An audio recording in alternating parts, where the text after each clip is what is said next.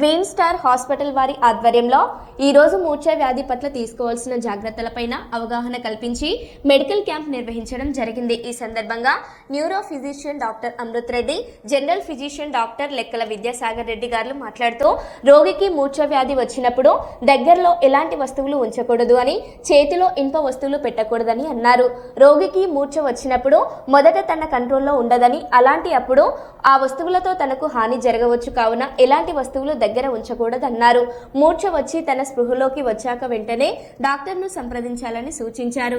BP కోసం మందులు వాడుతున్న రోగి డాక్టర్ను సంప్రదించకుండా బీపీ కంట్రోల్లో ఉందని, మాత్రలు వేసుకోవడం మానొద్దని అన్నారు.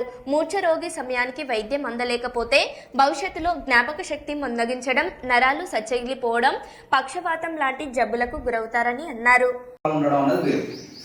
మనం ఏం చేస్తామంటే హాస్పిటల్లో సీరియస్ అయినా వచ్చి సార్ ఎన్నైనా ఇస్తాం సార్ అంటాం.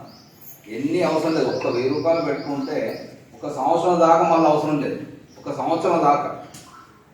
సో అవి మీరు కనుక ప్రతి సంవత్సరం ఒకసారి మీకు ఇష్టం ఉన్న టైంలో వచ్చి పరీక్ష చేయించుకుంటే కనుక మనం ఎక్కువ కాలం ఆరోగ్యంగా ఉండడానికి ఇది అవగాహన కల్పించడం జరిగింది.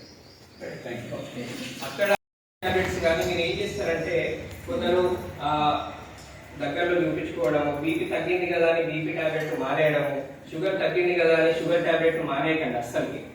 మళ్ళీ ఇబ్బంది అనేది మోపైతుంది. ఓకేనా? బీపీ టాబ్లెట్స్ ఉన్న షుగర్ టాబ్లెట్స్ అయితే అస్సలు మారకండి. ఆ డాక్టర్ని సంప్రదించిన తర్వాతనే, మాలాంటి డాక్టర్స్ని సంప్రదించిన తర్వాత అవి మానేయాలా వద్దా అనేది అడగండి.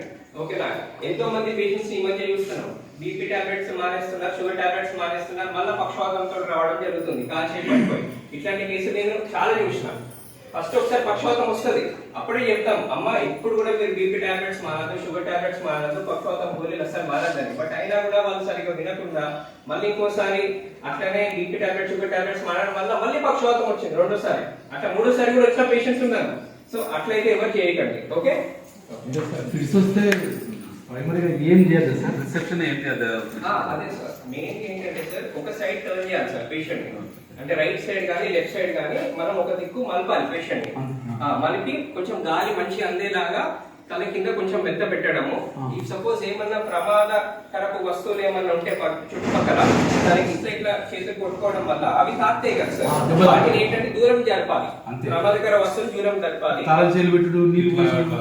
అస్సలు నీళ్లు పోయొద్దు, తాళం చేయరు పెట్టద్దు, ఎటువంటి చేయొద్దు.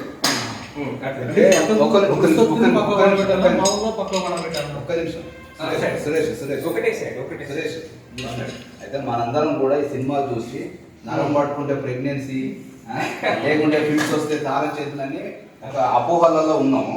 తప్పది. ఏంటంటే ఫిట్స్ వచ్చినప్పుడు బ్రెయిన్ మనిషి ఆధీనంలో ఉండదు, మనం ఏం చేస్తున్నాడో మనిషికి తెలియదు.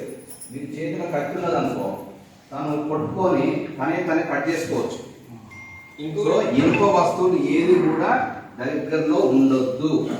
ఇనుప వస్తువులు ఏది కూడా దగ్గరలో ఉండొద్దు. అంటే తను చేసేది తనకు తెలియదు. ఆ టైంలో 5 నిమిషాలు 10 నిమిషాలు వచ్చిన టైంలో తను చేసేది తనకు తెలియదు. కాబట్టి ఆ చేతిలో కనుక ఎలాంటి బాటిల్ ఉన్నా కూడా బాటిల్ తోటి కొట్టుకోవచ్చు. సో కాబట్టి ఎలాంటి వస్తువులు కూడా ఉంచొద్దు అసలే, దానివల్ల ఇంకా డ్యామేజ్ ఎక్కువ అవుతుంది. ఇంకోటి ఫిక్స్ ఇట్లా ఇట్లా ఇట్లా వస్తాయి జనరల్ ఎవరికైనా చేతులు ఇట్లా ఇట్లా కొట్టుకోవాలి. ఈ చేతుల్ని కూడా మీరు పట్టుకోవద్దు. చేతులు గట్టిగా పట్టుకుంటే ఏమవుతుందంటే ఫ్రాక్చర్ అయ్యే అవకాశం కూడా ఉందండి. అట్లాంటి పేషెంట్స్ కూడా ఉన్నారు, లేకుంటే ఉండే తొలగడం అవకాశం కూడా ఉంది. సో వాళ్ళు ఏదైతే ఫిక్స్ వస్తున్నదో దాన్ని జరగనియండి, దాన్ని కాళ్ళు చేతులు పట్టుకొని ఆపకండి. ఇవి కూడా చేస్తారు కొందరు, ఇది కూడా అసలుకి చేయొద్దు. కాళ్ళు చేతులు కూడా పట్టుకోవద్దు. ఫిక్స్ జరగనియండి. అది 2 నిమిషాలలో తగ్గుతుంది. తగ్గిన తర్వాత వెంటనే పేషెంట్ కొంచెం స్పృహలోకి వచ్చిన తర్వాత వెంటనే హాస్పిటల్కి వెళ్ళాలి. అంతే, డాక్టర్ గారిని సంప్రదించాలి. దగ్గరలో ఉన్న నరాల డాక్టర్ సంప్రదించండి. ఓకే?